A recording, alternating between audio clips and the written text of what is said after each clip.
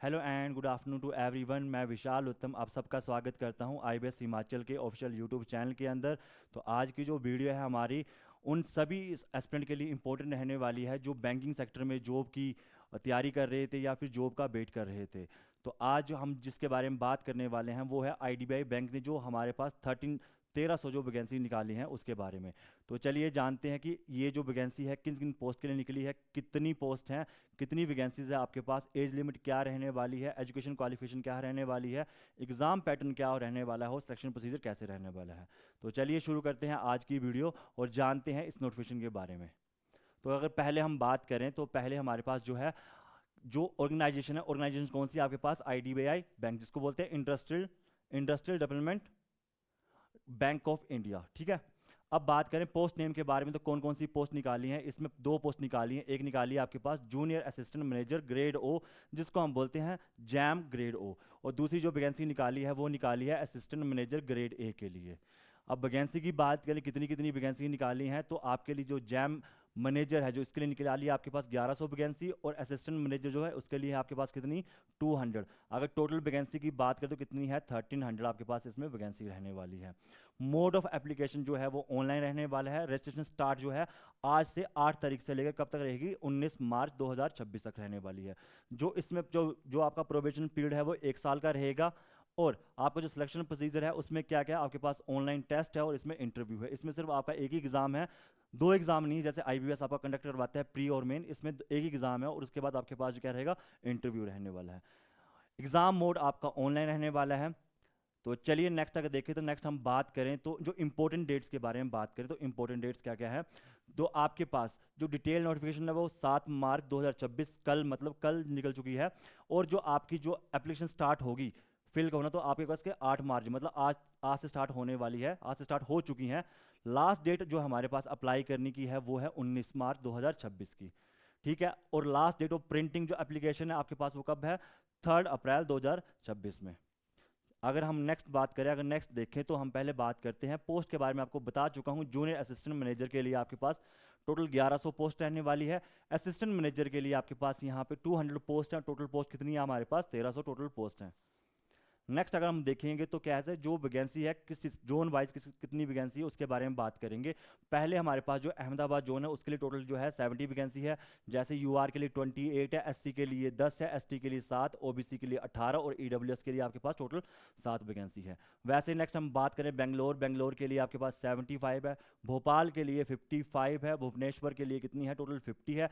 अगर हम बात करें चंडीगढ़ की तो चंडीगढ़ क्योंकि आपके जो हिमाचल जो हमारे हिमाचल के जो एस्पिरेंट है उनकी बात करें तो उनका जो जोन रहने वाला है वो चंडीगढ़ जोन आप फिल कर सकते हैं। जोन आप किसी भी जोन से फिल कर सकते हैं बट जो नियर बाय आपको जोन रहेगा चंडीगढ़ रहेगा। नेक्स्ट बात करें चेन्नई तो चेन्नई में आपके पास 70 वैकेंसी है, दिल्ली में 130 वैकेंसी टोटल है, गुवाहाटी के अंदर 35 है, हैदराबाद में आपके 65 टोटल वैकेंसी रहने वाली है, कोच्चि की बात करें तो 55, कोलकाता की बात करें तो 60, इसी तरह लखनऊ में 85 है, मुंबई में 130 रहने वाली है, नागपुर में 50 और पटना के अंदर 45 और पुणे के अंदर 55। अगर हम सबसे ज़्यादा वैकेंसी की बात करें तो आपके पास मुंबई जोन और साथ में दिल्ली जोन में जो मैक्सिमम है कितनी आपके पास 130 वैकेंसी इसमें रहने वाली हैं। ठीक है।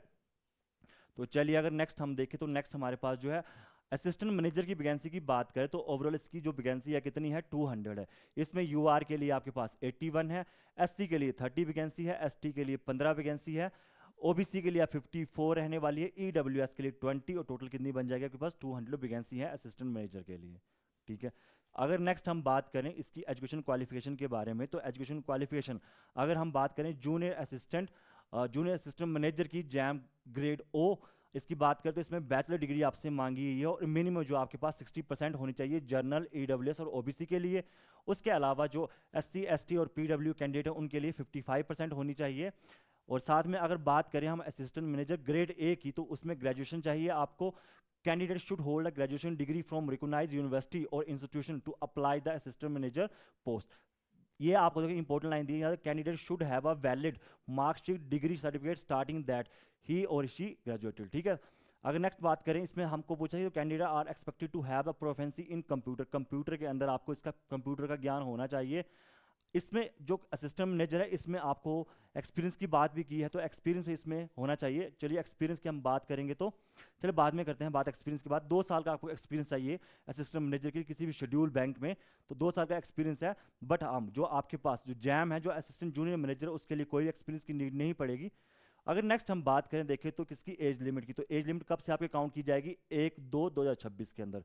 जूनियर असिस्टेंट मैनेजर की बात करें, ग्रेड ओ की बात करें, तो आपकी जो एज है वो 20 से 25 साल रहने चाहिए।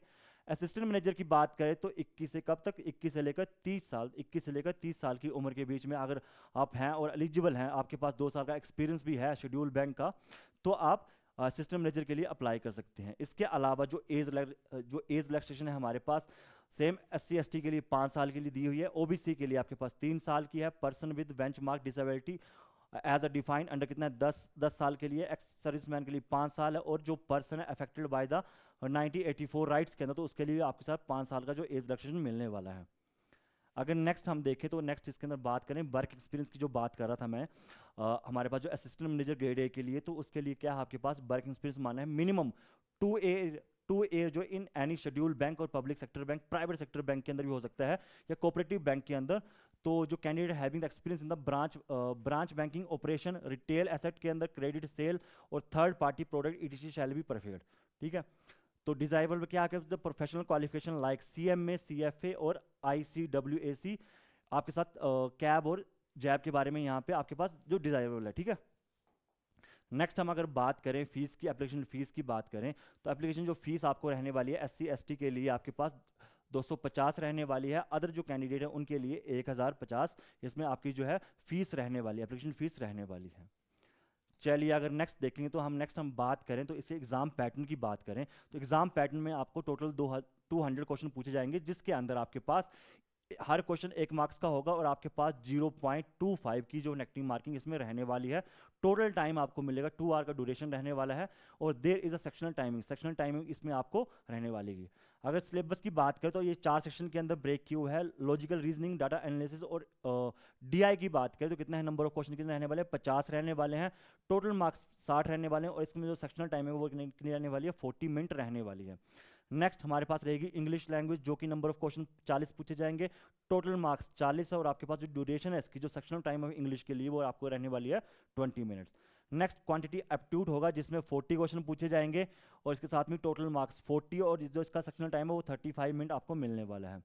नेक्स्ट हम बात करें जनरल इकोनॉमी, बैंकिंग अवेयरनेस और कंप्यूटर IT की, इसमें मिक्स आपको जो आपका जनरल अवेयरनेस के क्वेश्चन पूछे जाएंगे, बैंकिंग अवेयरनेस के क्वेश्चन और कंप्यूटर के क्वेश्चन मिक्स पूछे जाएंगे। तो ये जो रहेंगे टोटल आपके पास 60 क्वेश्चन रहेंगे, इसमें जो सेक्शनल टाइमिंग रहेगी वो 25 रहेगी। इसी तरह टोटल नंबर ऑफ क्वेश्चन 200 हो जाएंगे, टोटल मार्क्स 200, और टोटल टाइम कितना मिलने वाला है, 120 मिनट्स, मतलब आपको 2 आवर इसमें मिलने वाले हैं, ठीक है। चलिए नेक्स्ट बात करें अगर हम, तो ID वाइज जूनियर असिस्टेंट जो इनकी सैलरी की बात करें तो जल्दी क्या रहने वाली, the candidate will first be selected for a 6 month training period with stipend of 5,000 per month, and then will be the promoted to 2 months of the internship period with the stipend of 15,000 per month. Once the probation period is completed and selected candidates are recruited for junior assistant manager grade O post, for which the pay scale range to 6.14 lakhs to the 6.50 lakh per annum। तो आपको क्या रहने वाला है कि पहले जो 6 month है आपका, टोटल आपको मैं स्टार्टिंग में बताया था कि जो आपको जो प्रोविजन पीरियड है वो 1 साल का रहने वाला है। तो पहले 6 मंथ आपको जो ट्रेनिंग के टाइम पे मिलेगा, स्टाइपेंड मिलेगा, कितना मिलेगा, 5,000 पर मंथ मिलने वाला है।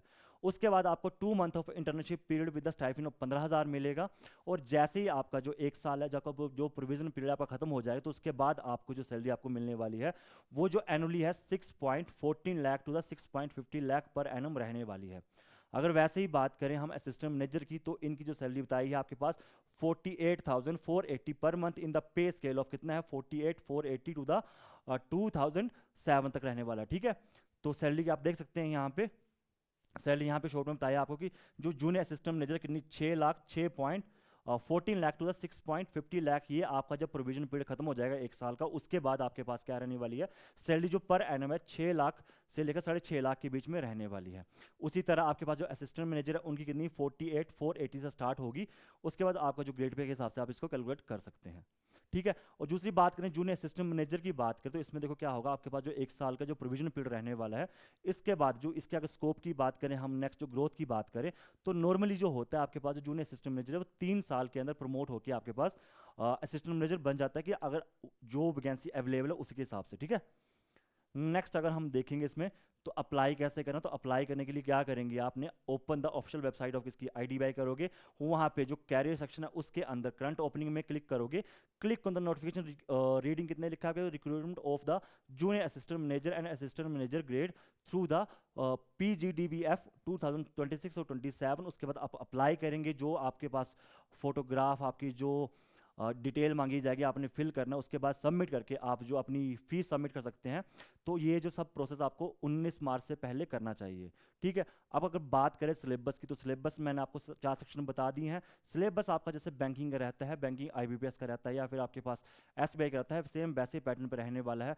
क्वांट के अंदर आपको देखने मिलेगा एवरेज, प्रॉफिट, लॉस, जो हमारे पास जो क्वांट के टॉपिक है, simple interest, compound interest, permutation और प्रोबेबिलिटी के बारे में।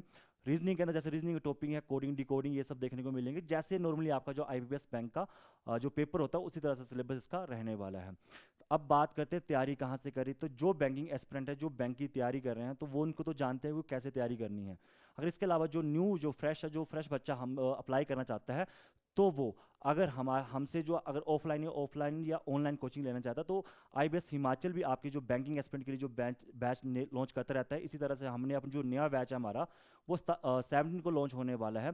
उसके अंदर भी हम जो कंप्लीट बैंकिंग का फाउंडेशन कोर्स करवाते हैं, जिसके अंदर आपको सभी बैंक का, आपके जैसे IBPS, RRB आ जाएगा, PNB जो नेशनलाइज बैंक है उतने आ जाएंगे, SBI बैंक आ जाएगा, साथ में जो इंश्योरेंस एग्जाम है, तो वो अगर कोचिंग लेना चाहते हैं तो वो कोचिंग हमसे ले सकते हैं।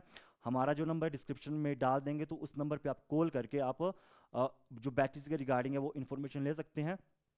तो आज की वीडियो बस इतनी थी। आज की वीडियो का सिर्फ मकसद इतना था कि आपको जो नई रिक्रूटमेंट उसके बारे में बताना, कि आपको कैसे अप्लाई कर सकते हैं, कितनी वैकेंसी रहने वाली है, एज लिमिट क्या है, क्वालिफिकेशन क्या है। तो अगर इससे रिगार्डिंग कोई और आपको डाउट होगा तो आप कमेंट सेक्शन के अंदर बता सकते हैं।